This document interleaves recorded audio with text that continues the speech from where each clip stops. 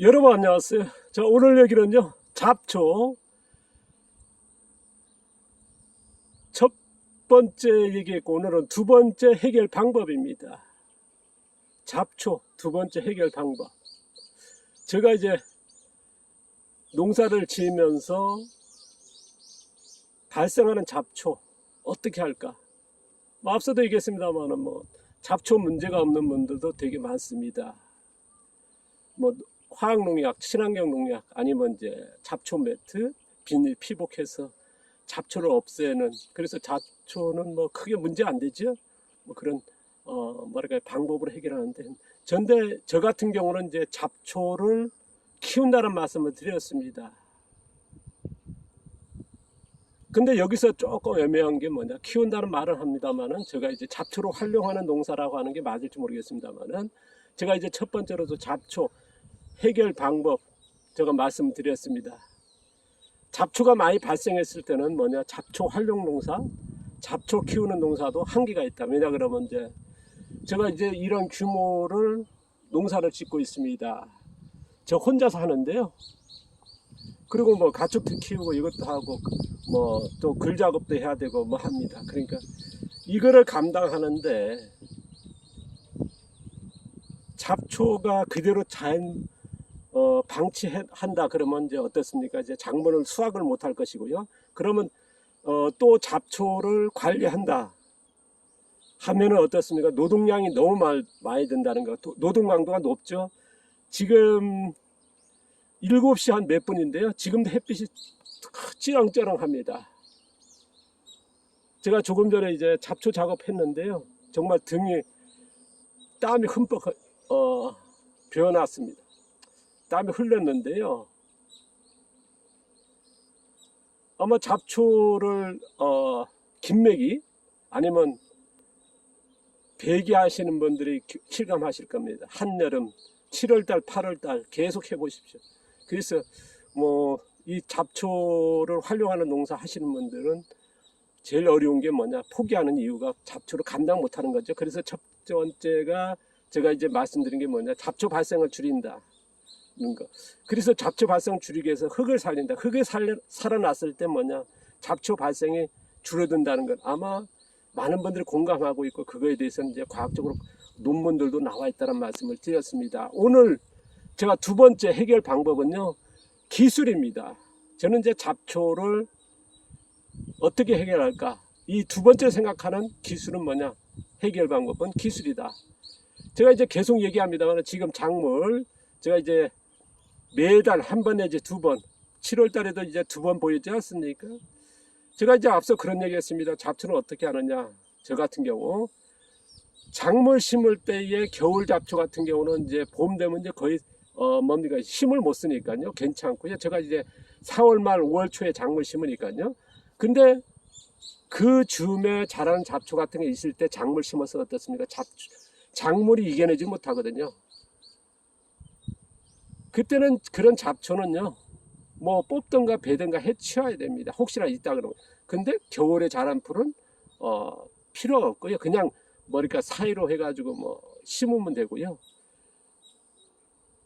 그리고 나서 이제 그 잡초를 없애고 작물을 심고, 그리고 심자마자 동시에 또 잡초가 올라오지 않습니까?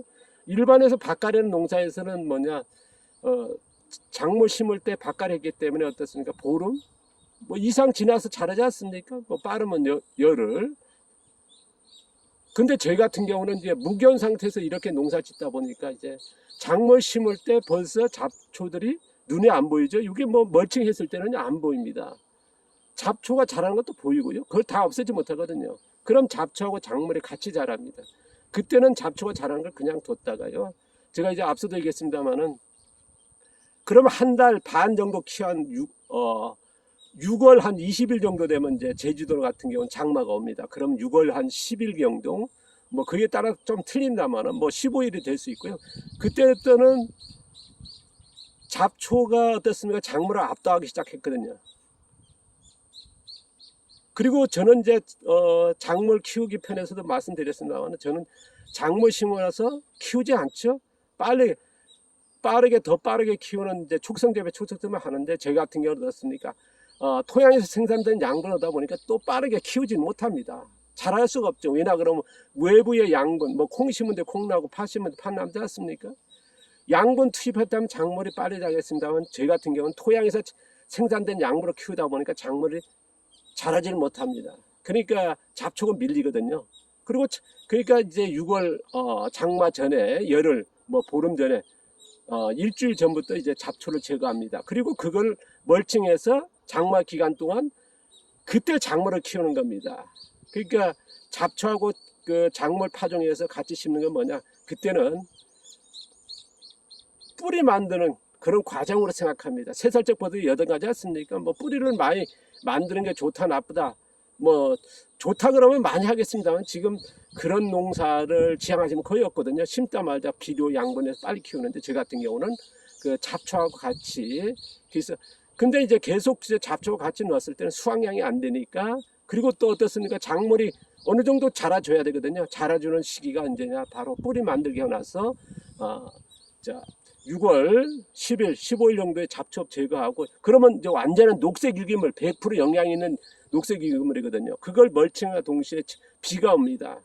뭐 장마에 따라 틀립니다만은 뭐 일주일, 열흘, 뭐 20일씩 오거든요. 그 동안에 어떻습니까? 바로 이게 덧걸음 역할이 되겠죠. 그래서 작물을 키우게 됩니다. 그렇게 활용하고요. 그러고 나서 장마 동안에 이제 작물을 키우기 이렇게 키우고요. 그리고 나서 이제 또 이렇게 잡초가 자랍니다. 또 이 잡초는 제거하지 않고요. 제거해도 좋긴 하겠습니다만은 근데 또 제거하는 작물은 있습니다. 여기 보시면 이제 토마토 같은 경우는 제가 이제 6월 달에 잡초 제거했고 또 어저께 그리고 또 이쪽에는 오늘 했습니다. 왜냐 그러면요. 이 작물은 토마토거든요. 토마토를 지주를 세워가지고 위로 세운다 그러면 잡초를 제거 안 했을 겁니다. 그런데 저희 같은 경우는 토마토는 어떻게 재배하냐면 제가 11월 달까지 따먹을 건데요. 옆으로 뻗게 합니다. 땅을 따랐어요. 그럼 거기서 이제 뿌리를 또 내리게 해가지고 계속 키워나갈 거거든요. 그러니까 우리가 이제 토마토 같은 옆으로 눅져가지고 이제 심지 않습니까? 비스듬하게 그러면 이제 뿌리가 이제 더 많이 발생한다. 저는 이제 그렇게 심기도 하지만 또다시 뭐냐 중간중간 뿌리를 나오게 발생하시기엔 땅이 닿게 합니다. 그러면서 저는 이제 개수로 생산하는 게 아니라 질적인 생산. 토마토가 어떠세요? 슈퍼푸드 아닙니까? 그러면 슈퍼푸드는 뭐겠습니까? 흙의 양분을 많이 담아내야 되거든요. 그래서 옆으로 붙입니다. 그런데 여기가 잡초가 있다라면 그게 힘들거든요. 그리고 수확이 힘듭니다. 그러니까 이거는 잡초를 제거한 거고요. 그러니까 두 번째 되겠죠. 그 다음에 그러니까 보름 제가 6월 달에 했으니까 지금 7월 말이니까 한 달 만에 다시 한 번 한 거고요. 요거는 이제 잡초를 제거 안 했습니다.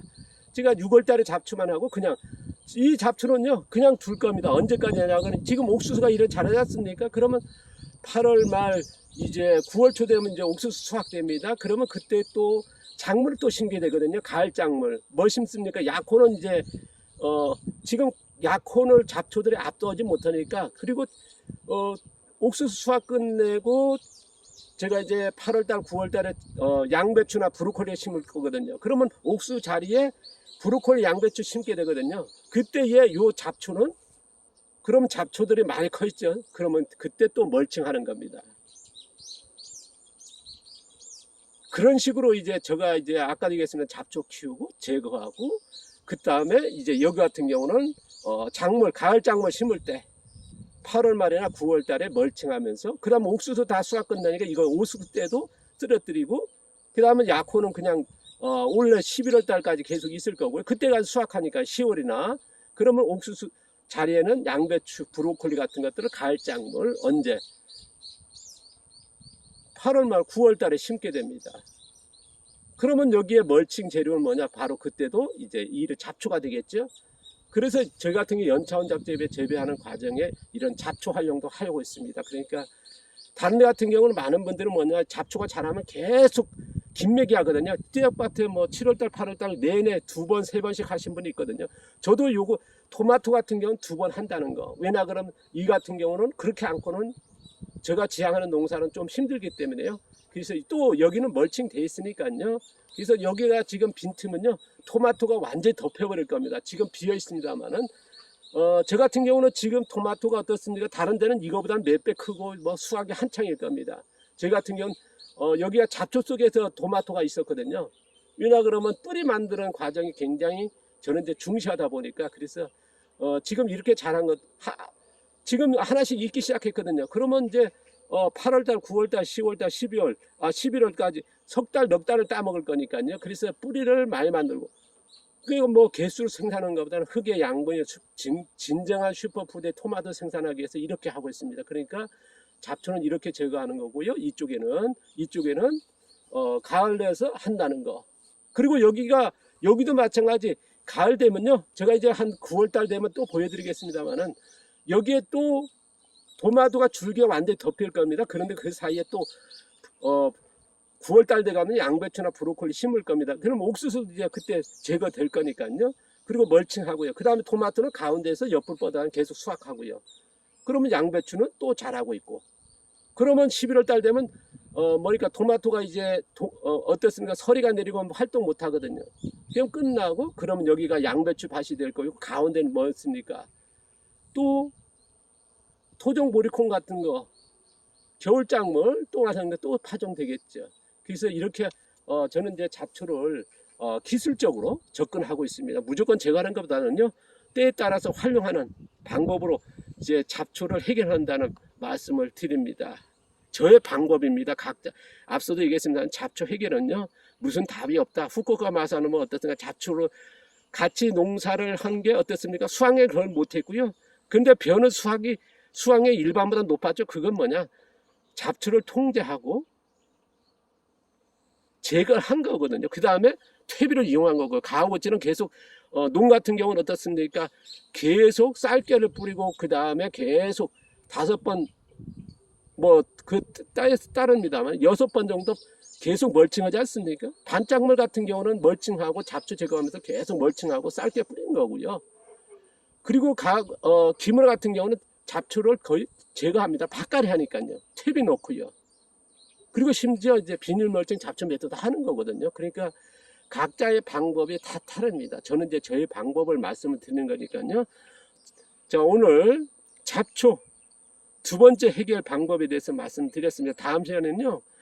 잡초 또 활용하는 방법이 있습니다. 저가 어떻게 활용하는지 이거에 대해서 좀 말씀을 드리려고 합니다. 이게 또 다른 분하고 좀 다른 그런 것들이 있습니다. 감사합니다. 고맙습니다.